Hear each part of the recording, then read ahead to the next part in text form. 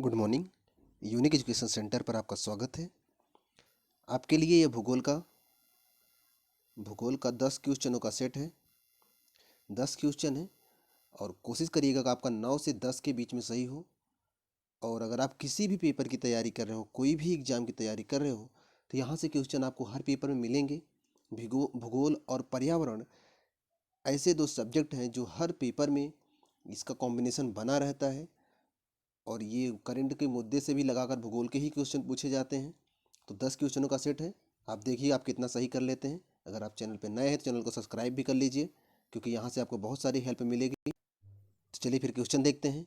आप क्वेश्चन देखेंगे, आंसर सोचेंगे, फिर हम आंसर बोलेंगे, आप आंसर मैच कराएंगे। देखिए आप कितना सही होता है। प्लस हम आपको मैप के साथ ये दिखाएंगे भी कि कौन सा आंसर क्यों सही है। तो ये यूनिक एजुकेशन सेंटर है, आपके हर सब्जेक्ट के लिए काफ़ी महत्वपूर्ण है। तो चलिए पहला क्वेश्चन देखते हैं। पहला क्वेश्चन है, क्वेश्चन ध्यान से देखिए, आप सुने होंगे आप। प्राचीन भारतीय भौगोलिक मान्यता के अनुसार भारतवर्ष किस द्वीप का अंग था? पुष्कर द्वीप, जम्बू द्वीप, काच द्वीप, कुश द्वीप। सोचिए, कई बार आप ये नाम सुने होंगे। बहुत सरल भी है, बहुत टफ नहीं है, और आशा करते हैं कि आप गलत नहीं करेंगे। चलिए आंसर बताते हैं आपको। यहाँ पर ऑप्शन दूसरा सही है। भारतीय द्वीप को जम्बू द्वीप के नाम से भी जाना जाता है। ऑप्शन बी सही है। और ये जो जम्बू द्वीप नाम दिया गया है, ये बौद्धों ने दिया है। बौद्ध धर्म के अनुयायियों ने इसका नाम जम्बू द्वीप दिया है और इसे जम्बू द्वीप के नाम से जाना जाता है। एक नाम और भी है आर्यावर्त, एक नाम और भी है इंडिया, भारत, हिंदुस्तान, जम्बू द्वीप, आर्यावर्त, बहुत सारे नाम हैं इसके। तो ये यहाँ पर ऑप्शन बी सही है, इसे जम्बू द्वीप के नाम से जाना जाता है। चलते हैं नेक्स्ट क्वेश्चन पर। सरल भी था, इम्पोर्टेंट भी है ये। अगला क्वेश्चन देखते हैं। क्वेश्चन है, सर्वप्रथम इंडिया शब्द का प्रयोग भारत के लिए किस भाषा में किया गया? उर्दू, ग्रीक, फारसी, अरबी। सोचिए।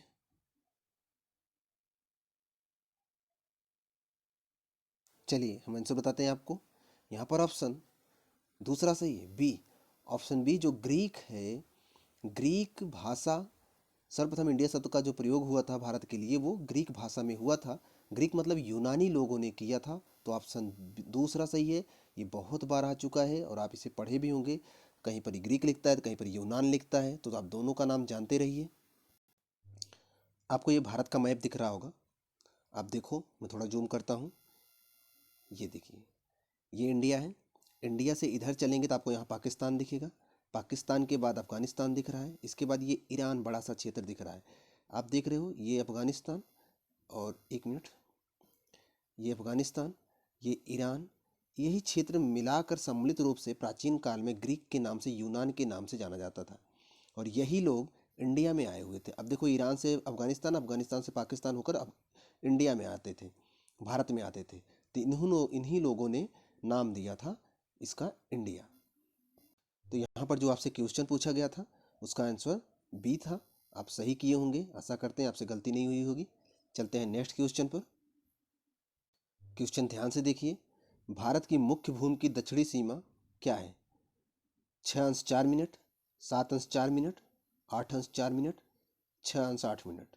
सोचिए, काफ़ी सरल क्वेश्चन है ये। थोड़ा सा हम हिंट भी करते हैं आपको। ये जो भारत का मैप बनता है ऐसे, ये, तो ये जो मुख्य भूमि ये है, इसकी दक्षिणी सीमा यहाँ की बात की जा रही है। कितने पे है, कितने अंश के विस्तार पर है ये? चलिए आप सोच लिए होंगे, हम आंसर बताते हैं। यहाँ पर ऑप्शन सी सही है।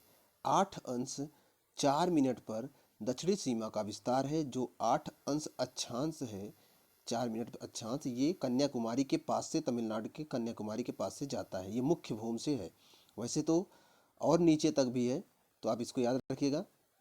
एक मिनट, इधर देखिए, आप मैप में देख लीजिए। ये जो भारत का विस्तार है, तो यहाँ से जो रेखा गई है, ये इसको टच करते हुए ऐसे, इसकी बात की जा रही है। कितने पे है? तो 8 अंश 4 मिनट पर है। वैसे तो अंडमान निकोबार इसके भी नीचे तक है।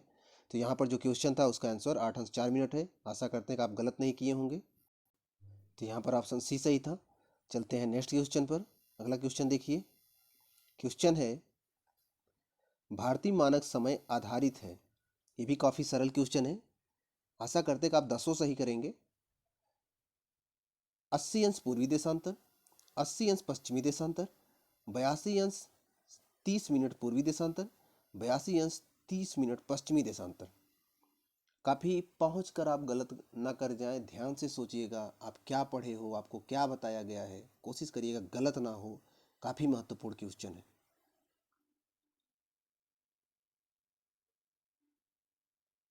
चलिए आंसर आप सोच लिए होंगे, हम आपको बताते हैं। यहाँ पर ऑप्शन सी सही है, 82 अंश 30 मिनट। दरअसल जो ग्लोब होता है, ग्लोब पर पूरब से पश्चिम जो रेखाएं खींची गई हैं, इनका काम है जलवायु, गर्मी, ठंडी के बारे में बताना। और जो उत्तर से दक्षिण रेखाएं खींची गई हैं, इनका काम होता है समय बताना। तो भारत का जो मानक समय निर्धारित होता है, भारत का जो मानक समय निर्धारित होता है वो 82.5 अंश से निर्धारित होता है। 82.5 अंश। तो यहाँ से ऐसे गया है, ऐसे। अब भारत की स्थिति जो है वो है, गोलार्ध में देखा जाए तो गोले का आधा भाग ऐसे करेंगे तो ये इधर पूर्व मिलेगा आपको, इधर पश्चिम मिलेगा। तो ये पूर्व वाले भाग में और उत्तरी गोलार्ध में है, तो पूर्व वाले भाग में भारत यहाँ मिलता है। तो ये पूछा गया है कहाँ है, तो ये 82 अंश 30 मिनट पूर्वी देशांतर पे है। पूर्वी गोलार्ध में भारत पड़ता है, आप ग्लोब में भी देख सकते हैं। सरल भी है क्वेश्चन ये। आप यहाँ भारत के मैप में देखो, ये जो भारत का मैप दिख रहा है 82.5 अंश ऐसे गया है, ऐसे निकल गया है। तो ये जो ऐसे गया है ये है 82.5 अंश। यहीं से भारत का मानक समय निर्धारित होता है। और जो विश्व का मानक समय निर्धारित होता है वो मैं आपको दिखाता हूँ। जो विश्व का मानक समय, ये भारत हो गया।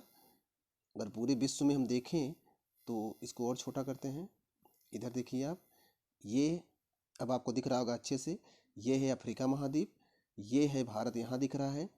और ये आप देखो, ये नॉर्वे है, ये स्वीडन है, फिनलैंड, नॉर्वे, स्वीडन।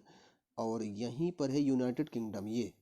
तो यहीं से विश्व का मानक समय 0 अंश गया है ऐसे, और भारत का मानक समय गया है यहाँ से। तो विश्व के मानक समय और भारत के मानक समय में 5 घंटे 30 मिनट का डिफरेंस है। काफ़ी इंपॉर्टेंट चीज़ है, अगर मैप में आप देखोगे तो ये अच्छे से समझ में आ जाएगा। तो यहाँ पर ऑप्शन सी सही था। आशा करते हैं कि आपसे गलती नहीं हुई होगी। चलते हैं नेक्स्ट क्वेश्चन पर। अगला क्वेश्चन देखिए। क्वेश्चन है, भारत का प्रमाणिक समय उस स्थान का स्थानीय समय है जो स्थित है दिल्ली के समीप, कोलकाता के समीप, इलाहाबाद के समीप, भोपाल के समीप। सोचिए।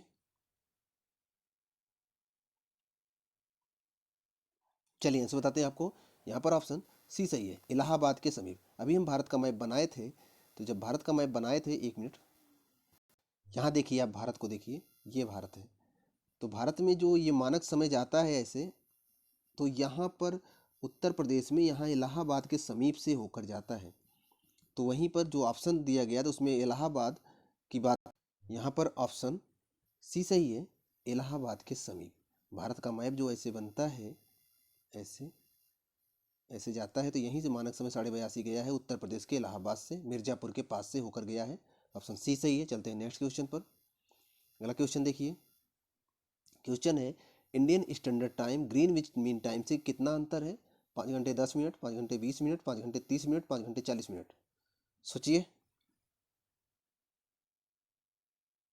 चलिए आंसर बताते हैं आपको। यहाँ पर ऑप्शन सी सही है, 5 घंटे 30 मिनट। जस्ट थोड़ी देर पहले हम लोगों ने इस पर चर्चा किया था, 5 घंटे 30 मिनट। काफ़ी सरल क्वेश्चन है, आपसे गलती नहीं हुई होगी, इतना हम आशा करते हैं। चलते हैं नेक्स्ट क्वेश्चन पर। अगला क्वेश्चन है, भारत की धुर दक्षिणी भाग भूमध्य रेखा से कितनी दूर है? 776 किलोमीटर। ये कई बार क्वेश्चन आ चुका है, ये क्वेश्चन बहुत इंपॉर्टेंट है, बहुत बार पूछा गया है। 776 किलोमीटर, 867 किलोमीटर, 876 किलोमीटर, 916 किलोमीटर। सोचिए। चलिए आंसर बताते हैं आपको। यहाँ पर ऑप्शन सी सही है, 876 किलोमीटर। यहाँ से भारत का धुर दक्षिणी भाग भूमध्य रेखा से कितनी दूर है, मतलब भारत का एकदम दक्षिणी भाग जो कि अंडमान निकोबार द्वीप समूह है, ये वाला जो 0 अंश रेखा गई है उससे कितनी दूर है, तो 876 किलोमीटर। एक बात जानते रहिएगा, भूमध्य रेखीय देश में जो लोग रहते हैं वो सांवले होते हैं, क्योंकि भूमध्य रेखीय क्षेत्र एक गर्म क्षेत्र होता है और यहाँ पर जो भी लोग रहते हैं यहाँ सांवले होते हैं, बाल उनके घुघराले होते हैं और बॉडी में मेलनिन ज़्यादा बनने की वजह से त्वचा गाढ़ी हो जाती है और वो सांवले हो जाते हैं। और इसके साथ साथ इस क्षेत्र में बारिश बहुत ज़्यादा होती है, गर्मी बहुत ज़्यादा पड़ती है। तो यहाँ पर आप देखो, ये जो भारत का मैप दिख रहा है आपको, ये वाला इधर से देखो, यहाँ भारत दिख रहा है आपको। भारत को अंडमान निकोबार ऐसे आएगा और ये जो रेखा गई है देख रहे हैं आप, ये 0 अंश रेखा है। तो अंडमान निकोबार 0 अंश रेखा के बीच की जो दूरी है वो है 876 किलोमीटर। तो यही क्वेश्चन आपसे पूछा गया था। आशा करते हैं कि आप गलत नहीं किए होंगे। तो यहाँ पर ऑप्शन सी सही है, याद रखिएगा, बहुत इंपॉर्टेंट है, कई बार पूछा गया, इसको जरूर याद रखेंगे। चलते हैं नेक्स्ट क्वेश्चन पर। अगला क्वेश्चन है, भारत की स्थलीय सीमा की लंबाई कितनी है? 6100 किलोमीटर, 7516.5 किलोमीटर, 1200 किलोमीटर, 15200 किलोमीटर। सोचिए भारत की स्थलीय सीमा की लंबाई कितनी है?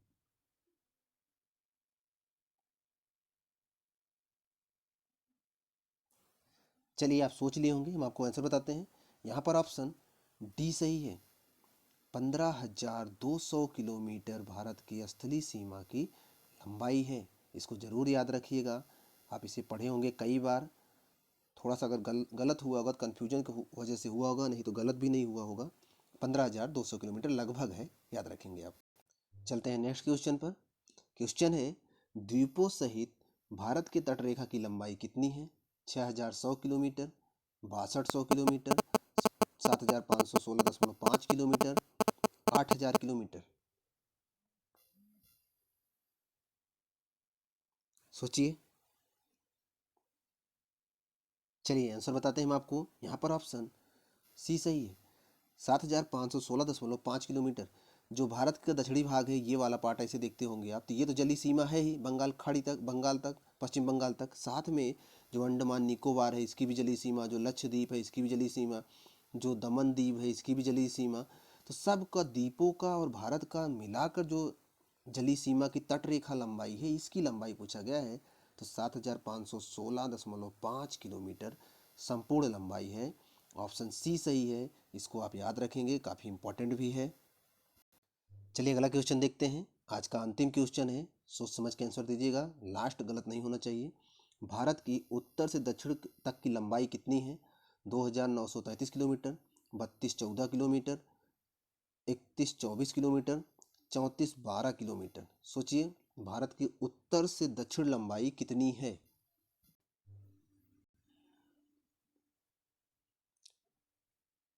चलिए आप सोच लिए होंगे, हम आपको आंसर बताते हैं। यहाँ पर ऑप्शन बी सही है। दरअसल भारत का जो मैप बनता है, ऐसे आप बनाते होंगे, तो ये नीचे वाला पार्ट है और ये वाला पार्ट ऐसे बना लो, मान लो ऐसे आया। तो ये कह रहा है उत्तर से दक्षिण, मतलब यहाँ से लेकर यहाँ तक की लंबाई कितनी है? तो ये ऑप्शन बी पे जो दिया है 3214 किलोमीटर है। तो उत्तर से दक्षिण लंबाई 3214 किलोमीटर है। अगर पूछा जाता है इधर से इधर पूरब से पश्चिम लंबाई कितनी है, तो भारत की पूरब से पश्चिम लंबाई 2933 किलोमीटर। ये भी आप याद रखेंगे, दोनों बहुत इंपॉर्टेंट है। और सबसे ज़्यादा महत्वपूर्ण ये है कि जो स्थलीय सीमा की लंबाई है वो 15200 किलोमीटर है। मतलब यहाँ से शुरू होकर इधर से ऐसे पूरा चलकर ऐसे घूम कर ऐसे आएंगे, जल से ना लगे, केवल स्थल सीमा की लंबाई कितनी है? तो 15200 किलोमीटर है, ये भी याद रखेंगे। और इसके पीछे जो बताए थे, भूमध्य रेखा से भारत की मुख्य भूमि की दूरी 876 किलोमीटर, ये भी याद रखेंगे। कई इंपॉर्टेंट चीज़ें आपको बताए हैं। और एक चीज़ और, भारत का जो संपूर्ण क्षेत्रफल है वो है 32,87,782 किलोमीटर। 32,87,782 kilometre square. ये इतनी चीज़ें काफ़ी महत्वपूर्ण है, ये सब याद रखेंगे। 10 क्वेश्चनों का सेट था, आशा करते कि आप 10 के 10 सही किए होंगे। अगर आप चैनल पर नए हैं, चैनल को सब्सक्राइब कर लीजिए। मिलते हैं आपसे नेक्स्ट टेस्ट में, तब तक आप पढ़ते रहिए।